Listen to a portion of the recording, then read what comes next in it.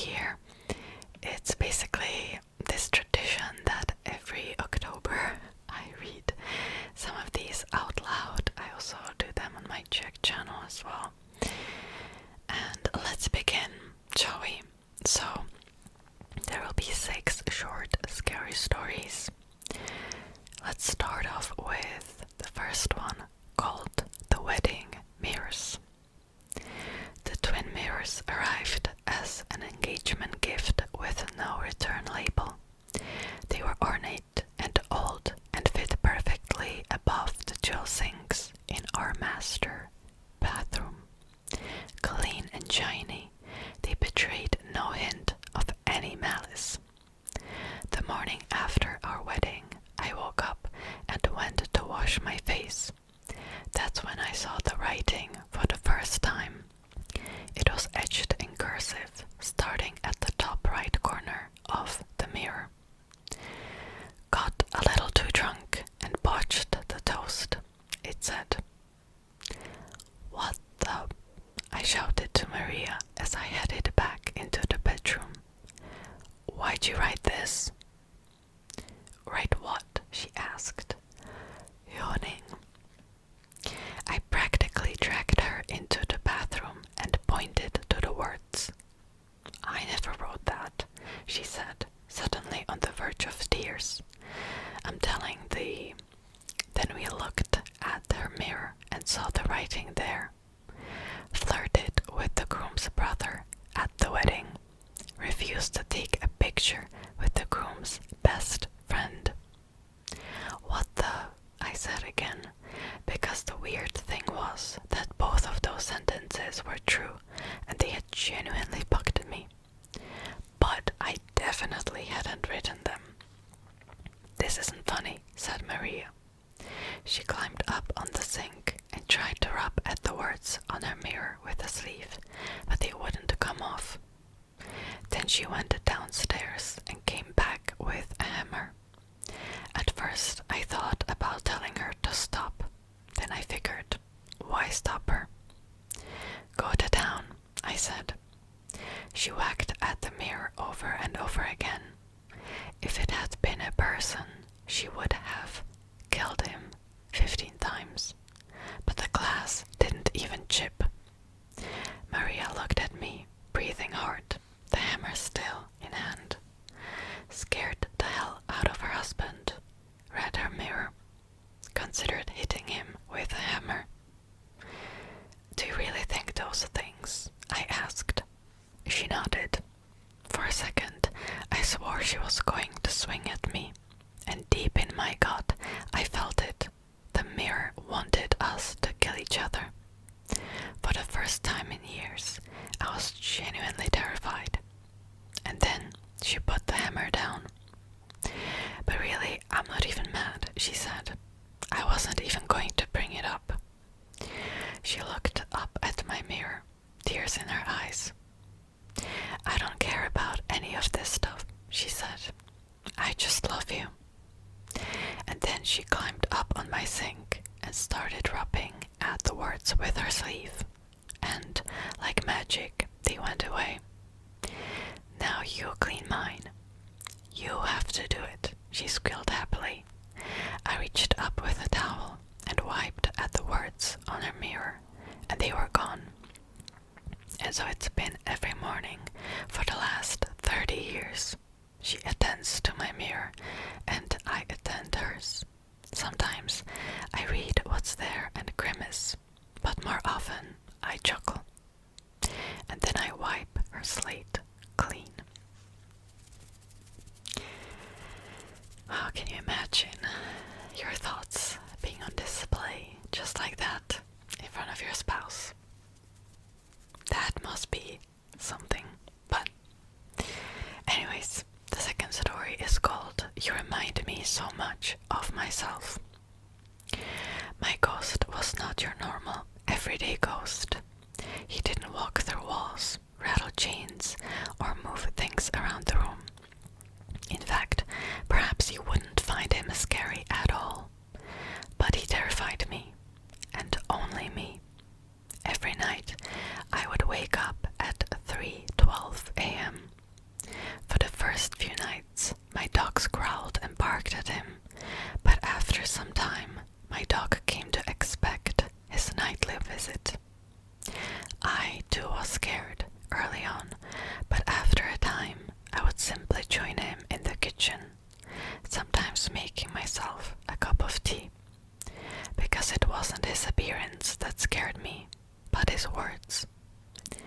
tell me that he used to live in my apartment, my dingy, unwelcoming one-bedroom apartment, and that he spent his whole life here. He never married and rarely socialized.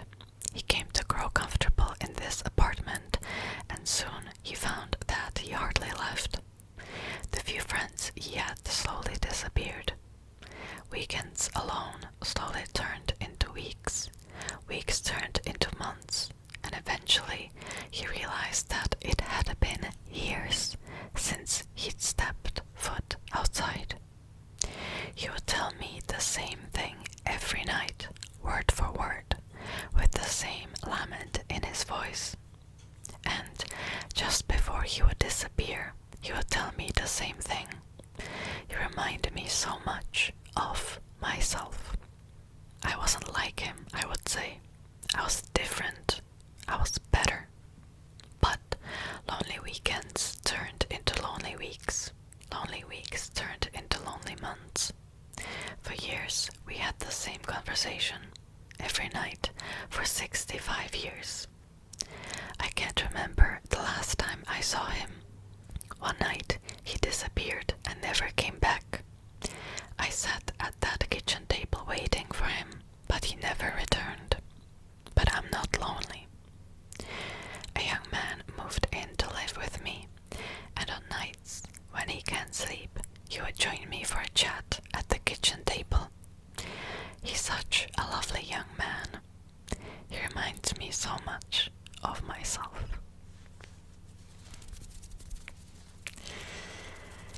Gosh.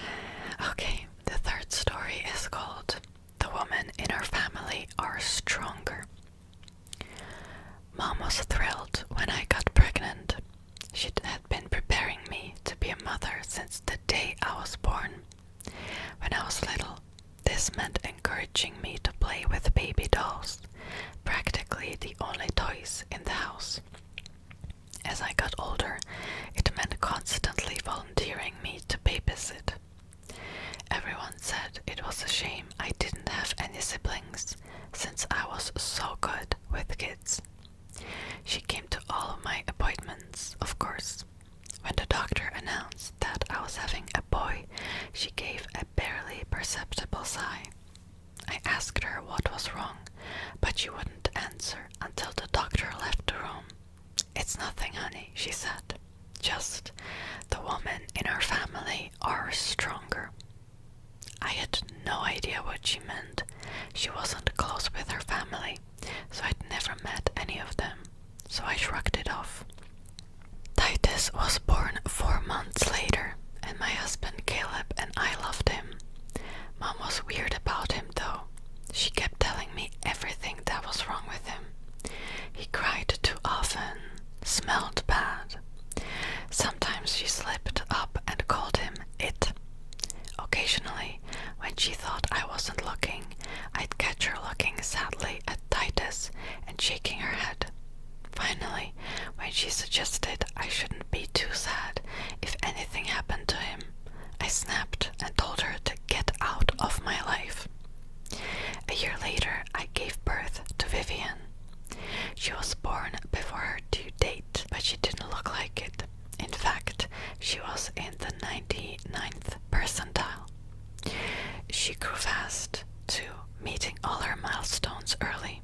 She was walking when she was 9 months old. She was also, however, displaying worrying behaviors towards Titus. By the time she was a year old, she was his size and much faster and stronger. She'd steal his food when she wasn't hungry.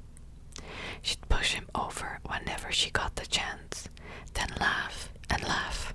Sometimes she just sat there and watched him, with a gaze that could only be described as predatory. Titus always started crying when she did that. I went to all the specialists I could, but none of them helped. Finally, at the end of my rope, I called my mom. "You have a daughter," was the first question she asked. "Yeah, and why didn't you tell me? When can I come and meet her?"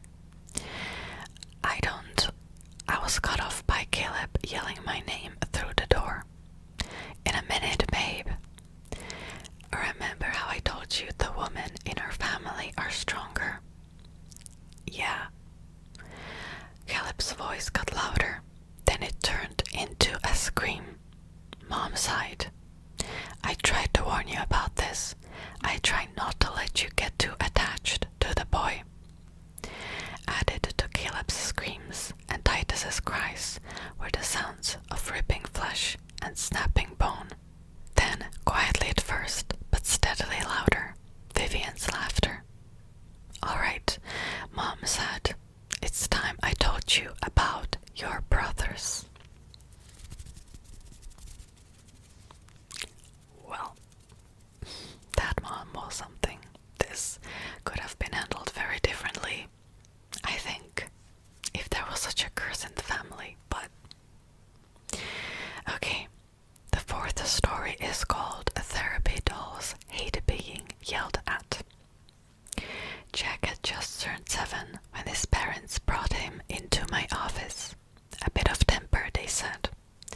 Apparently, the boy had thrown a fit at school when he lost a game and broke the nose of his competitor in a surge of rage as a result. A temper. The other child's parents had agreed not to demand his expulsion if and only if they would get him help, and so they ended up contacting me. Now, I've worked with many kids with similar issues before, but somehow Jack was especially and annoyingly stubborn. There was no trauma there, just a child, spoiled rotten. It didn't help that his folks had little faith in therapy, only doing this to prevent having to change schools. I could smell their disdain when they shoved him in and returned to the waiting room. Still, I tried. I truly believed everyone deserved honest care, especially those young minds, but he seemed intent on making this as difficult as he possibly could. Regardless what I've tried, his disrespect simply grew. I asked him if he wanted to tell me about the incident, and I just got a grunt. I asked him if he preferred drawing it, and he called it, and me, dumb. I asked him if he'd rather play a game, and he mumbled a clear bitch. Lastly, I asked him if he would instead prefer talking to Rupert, the therapy doll. Sometimes speaking to him is better than speaking to an adult, I explained. You can tell him anything, just remember, he hates being yelled at. To anyone else, it would sound like a trick to encourage them to communicate early. I knew better though. Unfortunately, that set him off completely, grabbing onto the puppet, screaming and shouting, roaring and shrieking, both incomprehensible sounds and swear words a child his age definitely should not know, simply because he was given one limitation. Better not yell at him, I reminded him with a subtle urgency, but to no avail. It would take another 20 minutes for his parents to take him away, loudly airing their grievances whilst doing so. At this point, it didn't bother me anymore though. I knew their fate was sealed. A mere 20 hours later, I saw Jack's chubby face in the news.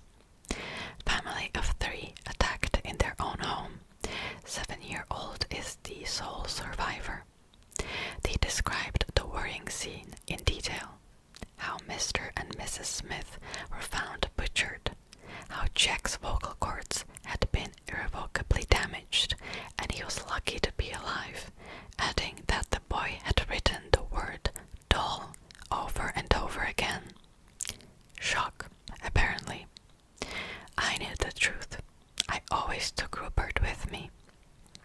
At least he'll be quiet now, I muttered, looking at the doll.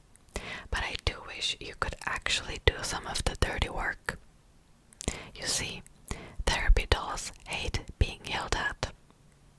And so do I. Wow, what a plot twist at the end, right? Okay, so the 5th story is actually named Death Walks into a Bar. It's almost like a joke, right? That's how some jokes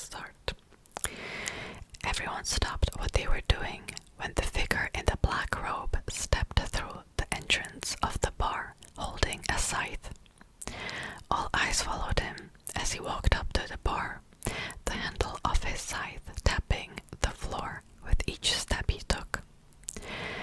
"How can I help you?" the bartender stuttered.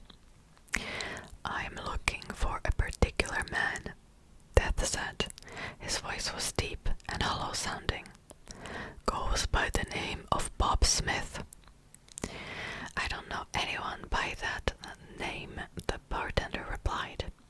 "Perhaps you've got the wrong bar." "This is Soggy Rose, is it not?" Death asked. "It is," bartender confirmed. "Then this is the right bar. Anyone here know a Bob Smith?" the bartender called out to his patrons. A moment later, a man sitting at one of the tables stood up and pointed across the bar to a man sitting in a corner booth by himself. "That's Bob Smith right over there," he said. Death walked across the room and stopped in front of the indicated man's table. "Is that true?" Death asked. "Are you Bob Smith?" Bob considered lying, but then thought better of it. If Death had come for him, lying to him about who he was wouldn't change things. He'd catch up to him sooner or later. "Yes," Bob replied. "I'm Bob Smith." "Stand up," Death said. "Can I finish my drink first?" he asked meekly. "Stand up," Death insisted. Okay, Bob slid out of the booth and quickly got to his feet.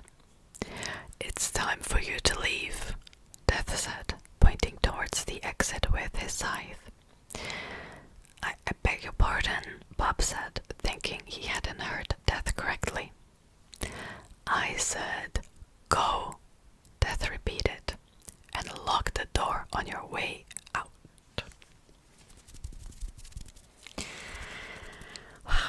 Okay, so the last story is called The Evil to Win.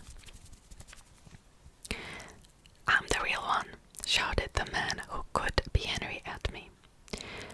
"No, I'm the real one. The man you married," the other one, who also could be Henry, exclaimed.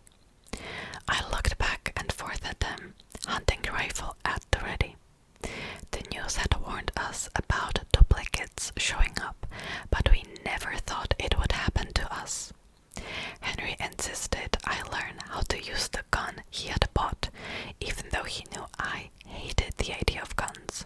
Looking between them, they both had the same haircut, same clothes, same stupid peekaboo pin-up necktie I always asked him to get rid of.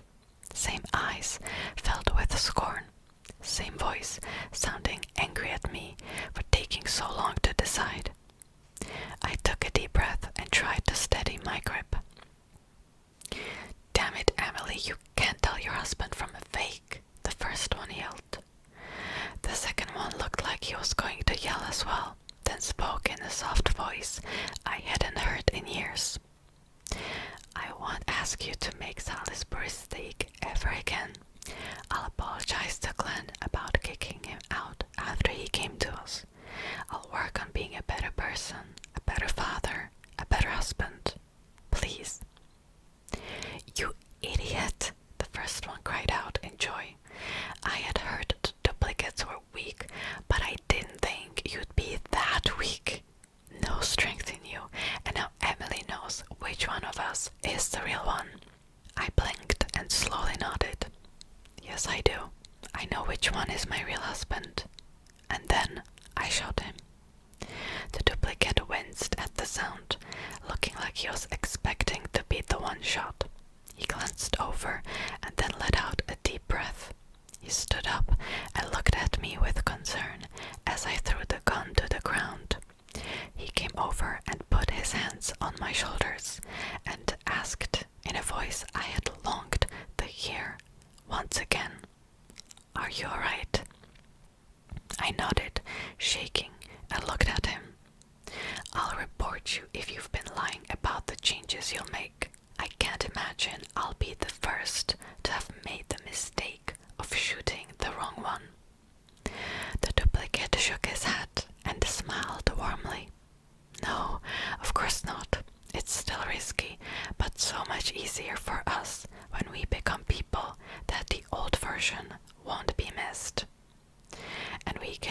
just chalk up the change to having a different perspective after such an ordeal. He took off his tie and grimaced at it, then threw it to the ground.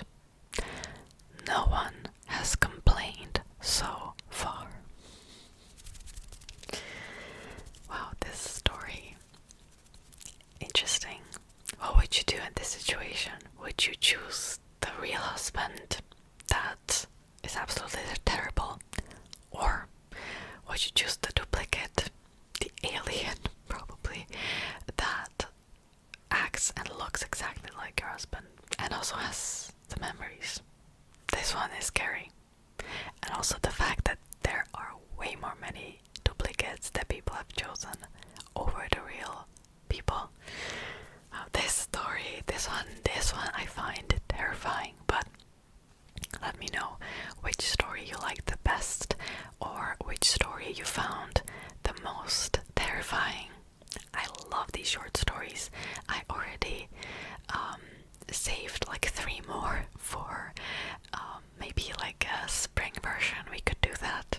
Usually I do these only in October, but maybe we could, change it up a bit next year and do like spring version. Alright, so that will be it for today's video. Thank you so much for tuning in, and I'll see you next time. Bye bye, bye bye, bye bye, and good night. Good night, good night, good night, good night.